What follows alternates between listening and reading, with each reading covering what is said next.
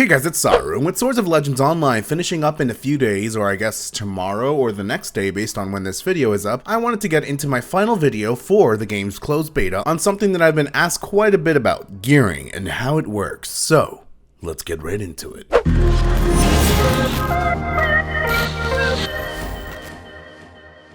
Alright, so we're just going to get into it and we're going to start with the PvE gear. So assuming you're already at Student 1, this is where things will actually come in handy because by the time you finish a story quest, you'll already have your full level 45 gear anyways. So we're not going to get into the whole gear prior to Student 1 because it doesn't really matter. And for those saying that just skip it all and just buy it, really don't. And I'm going to explain why. Now upon entering Student 1, you should be in your level 45 gear or at least close to it. You'll be able to start doing normal mode dungeons in order to start farming either for materials to actually craft level 50 gear or farm the actual level 50 boxes themselves to get gear for yourself. Fun fact, sometimes if you're lucky enough, the dungeon may drop 2 or 3 pieces of gear, and some may be tradable. So if you want to give it to a guildie, or an alt character, or even if you just want to sell on the auction house, that's available to you, but it's not always guaranteed. Now if you go to your cultivation and finish it, you'll be done with your 45 gear, and every day you can do normal modes for once for gear, unlimited times in general. So that means you can go 100 million times a day if you really want to, but you can only get gear once a day. Don't buy the dumb level 45 from the vendors, please don't do it. The reason for this is that you really need gold, and I'm going to show you why you need gold. And gold is pretty easily to get done by dailies, weeklies, and much more that you can find in your cultivation UI, but we're not going to get into that. In fact, there's a pretty cool guide from Ezerath, who is a fellow Forge Master here on the content creator program for Gameforge, that you guys can check out his how to make gold video, and it should help you. He's been playing the Chinese version for quite a while, so if you guys are interested in that, you can go check it out in the comments below. A little shout out for him. So that's how you get your level 50 gear. So you get your 45 gear and you're going to be finished. That's it. Your level 50 gear is going to be from your normal modes, and then finally, as for your level 60 gear, you'll be able to get this either through your pet system by going to the crafting and crafting some of the level 60 items that you can, and if you don't see this, you can just right click on the mysterious parchments to do this. It's the exact same menu anyway, so it's whatever, which will in turn level up your pet over time anyways, or farming hard mode dungeons. The reason why gold is so important, you'll notice here with your enhancing, assuming you know how to make PvE Sealstones too,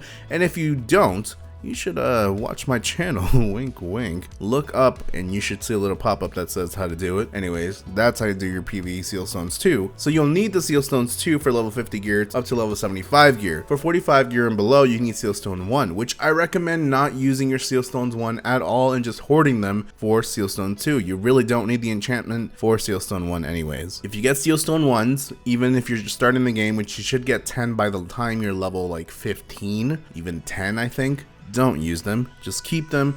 You might need them for like a quest or something to just enchant once, but don't use them all.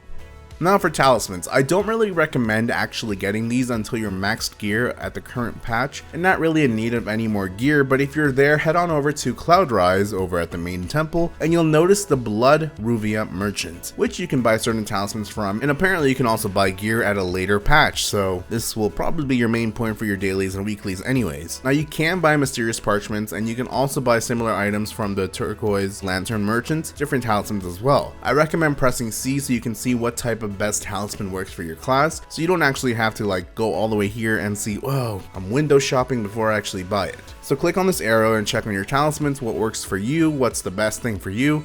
And after you're sure what you're going to buy, let's say this Scything Charm, which has haste, always good to have this attribute. You can then go to your inventory, right click on it, and then apply it to your piece of gear. You should learn about this during the game's tutorial and its crappy versions of these talismans that you can apply to your gear anyways, but sometimes we're just like going through it, we're not really paying attention. You can also craft certain Jades for your character. Level 2 Jades are for level 60 related gear. Let's say you need 3 of these Jades, so for example this Red Letter Jade, which I don't have the level 1 versions, but luckily through dailies and other quests you can just get this easily.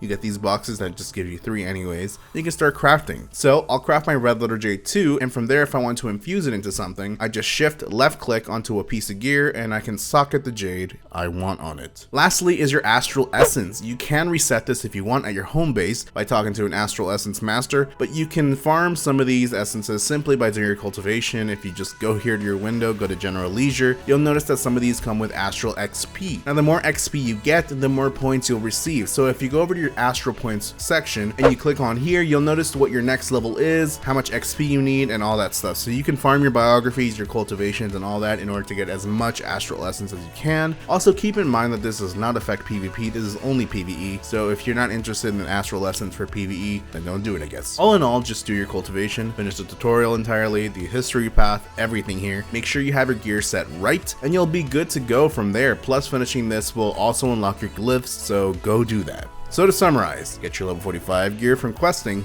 don't spend your gold on garbage merchant level gear, get your level 50 gear from normal modes. Once you have that, get your level 60 gear from hard modes, save up your Sealstones and your Jades to make fancy Jades and Sealstone 2, buy Talismans from Blood Ruvia and Lantern merchants for that extra stat boost, as well as future gear from here. And lastly, you can buy level 60 gear from your pet or mysterious parchments by right clicking on it. It's the same shop regardless. Now if you're comparing to the Chinese version, which has like 360 item level or whatever, there's obviously going to be raids, and if I remember correctly, there are like 15 raids and there's like 25 total dungeons. So it's a lot of grinding or a lot of story work and working with these dailies and weeklies, so keep that in mind. Now if you want to learn about the attributes, I didn't really want to get into this in this video basically because they could be changed by launch time, but if you're interested, you should check out PvE, I want to say that's how you say their name, .net. They've basically translated everything. For example, like Fortune, which just means concentration, Sprint or Haste, which basically means reduced cooldowns or mana regeneration or charging times or whatever, speeding times, stuff like that. So I'll link that in the description below if you're interested in that. They've got everything translated, but I will just scroll down here in case you're interested. Basically, this is all that it means. It's from this website, so I definitely recommend it. But again, this could be completely changed by the time it just hits the launch anyway, so I'm not really going to be talking about it too much. So there you go. Now to PvP. Ironically, PvP is actually the easiest gear to get in comparison to the PvE one, but if you go over to Cloud Rise and you talk to Rid of the Continents merchant, you'll see various options. So let's start with the first one. You can see that you can start purchasing your very first PvP gear, which is level 55, followed by other level 60 gear. You do need Brits of the Continents, you do need Brits anyways, but you have specific gear for both your specs. So let's say I'm a spell sword, I have Blade Storm, and if I want the range item, I have the Sword Artist versions right here. You can then go to the advanced shop if you want to purchase level 70 gear. Same deal as the first shop. You can go to your level 60 jewelry. There's no level 70. I believe you get these from leaderboard weeklies and stuff like that, so not really going to talk about that. But then you also have your mixed goods by recipe, song, collectibles, and other stuff like that. So if you go over to the Garden of the Blades Trader, you have two options. It's right next to the Writs of the Continent merchant. You have one with Writs of the Continent and one without. So if you go to the first one, you can buy level 70 gear with different stats, but pretty much the same gear in terms of quality score, but you can also purchase them without the requirements of Writs, which will cost a lot more in Maple Stamps. So how to get Writs and Maple Stamps? Writs you can get from doing PvP daily, such as 3v3s, 10v10. You can start it all just by doing your cultivation PvP tab, where once you actually start it, the first thing you'll get is enough Writs to get your first PvP weapon, which is a level 55 gear score. And then from there, just kind of learn about PvP and how to get certain items, as well as level up that experience. Now, if you go to your PvP tab, which is down here, you'll notice something different. Here on the dueling section, if you go over to level info, you'll notice as you increase your level, you'll get more rewards, red maple, and stuff during that week. You'll also get some from dailies and all that. You'll also notice it in normal battlegrounds, which if you press J and go to events calendar, you'll notice where it says here that things are happening, and I've talked about this before for other things. But essentially, if you want to do the Land of Emerald Clouds, you can see it during these specific hours, and of course this could be changed to the actual game launch. Like, don't take this calendar as it is, it could change every week or something. So all in all, the more you do your PvP, the more points you get, the more points you get, the more PvP gear. You also get PvP Sealstones here. You don't need Sealstones 2 because the Sealstone 1 has enough for all the 70 gear anyways, and there is no Sealstones 2 at this current patch. But if you do want to get Sealstones 2, it's the same way you do with the PvE Sealstones, so if you haven't watched that, again, watch that. So hopefully that made sense in terms of how to gear up, enchant a bit, get some talismans, get some PvP gear, enchant that, and much more. Let me know if you have any questions about this in the comments below, and I'll do my best to answer if I can. Alright guys, thanks for watching. Make sure to subscribe and click that adorable fucking bell to know when I upload a brand new video. And don't forget to come join my Discord if you want to chat and hang out. Much love, and as always, till next time, friends.